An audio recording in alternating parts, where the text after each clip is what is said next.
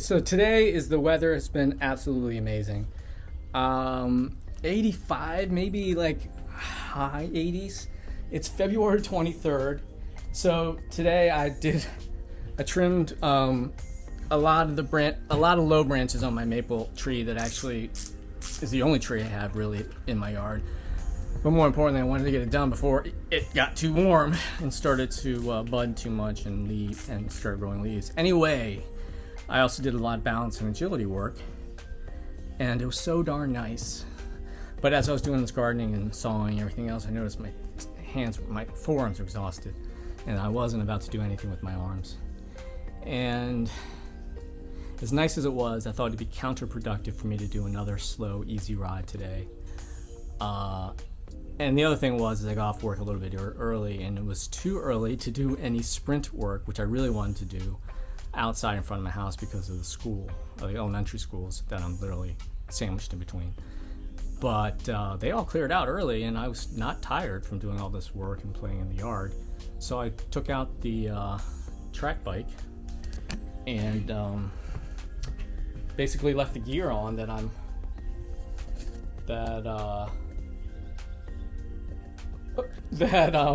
I've been riding my rollers on a 99-inch gear, which is not a small gear at all, and was hoping to do 2 sprints. And let me preface this. Usually when I do the first 2 sprints of the year, they are absolutely horrible.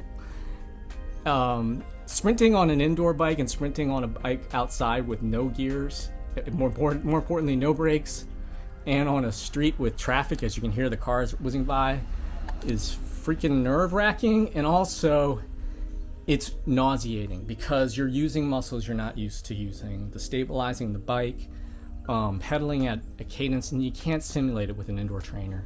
It's just a totally different beast, but you can try, and it definitely has paid off. But I knew I would be lucky to get 2 sprints in today, even as warm as it is. And I did my first one, and it was terrifying because I wasn't used to, again, muscling this bike. I was waiting for something to break on it. I was waiting for a car to jump out or a kid to run out. And the speed wasn't as great as I hoped it was, though it felt fine. I knew I didn't push it all the way. So I was like, it's February 23rd, no big deal. So I did my exact workout like I normally do. I do a balls out effort, 125 meters, full gas, and then take 10 minutes off, and then hit it again. And I did it. And I was expecting this one to be like shitty. And I looked down, and it felt good. It felt just like the last one, though I thought I pushed it a little bit harder at the end when I thought, the first one was a little bit reticent because I was waiting for something to explode on the bike. So I pushed it a little bit harder. As soon as my vision came back to me, I looked down, and I had pretty much matched the maximum amount of power that I had done at the end of last year. And to give you an idea, we as cyclists, we measure power by watts, or how strong we are by watts, and it's literally 1 watt. That's a tiny unit of measurement, and we can measure it down to that tiny increment. And my maximum wattage last year was at best 1,390 watts. I'm getting older, and I know, and this is the whole part of the experiment with me, is that my consistency, I know I can use all of my data that I've had correctly. That's the best word. But I've been so consistent that I can't discount any of the data I've collected. So if I make a small change in my training over the year and see a drop or improvement in my power, I can attribute it probably to whatever I change, because I don't change that much things in my life, diet or whatever. They're small incremental changes. And so you can attribute that, or you can attribute any loss to aging. And that's the neat thing about what I've been doing, and why I want to share with people, is because there aren't a lot of people like me that have been training at such a freaking high level for so long, late in life, that they can say, like, yes, I haven't had a major illness, haven't had a major life issue, haven't had a major lifestyle change, but I've been training consistently at a high level and made these small changes. Not very many of us can say that. Very, very, very, very, very, very, very few. And I'm one of them. So, that said, being third week of February, having not sprinted outside, and normally my maximum power tends to come in the middle of the summer when I've been training a long time, to have matched my maximum power, the maximum power that I had right before the World Championships, and even then it was kind of going down. In the third week of February, where I haven't trained outside at all, have hardly ridden my bike, and I'm training for a Ninja Warrior, is insane. That's insane. That's anyone who knows anything about cycling training would say that's impossible. But I did it. And that's the thing why I can be sanctimonious and say, my methods work. I've proven time and time again that they work. My methodology works. But most importantly, even if you discount my methodology and discount my results, which are all quantifiable, because they're based on power and time, in a very controlled environment, the main thing, if you take all of that away, the main thing is I'm injury-free. Knock on metal, knock on stainless steel. I've been injury-free. Not very many people my age that have been training as long as I have and do blah, blah, blah, everything I've done can say that they have been injury-free, let alone do the crazy mobility, stability, speed, agility work that I can do.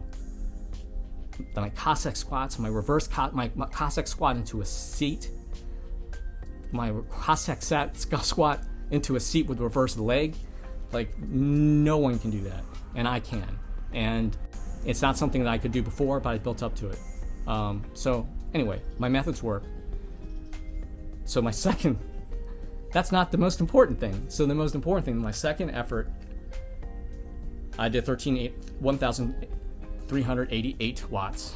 So I figured the third one was going to suck even more, suck the most. And that you know, the second one was just a fluke, and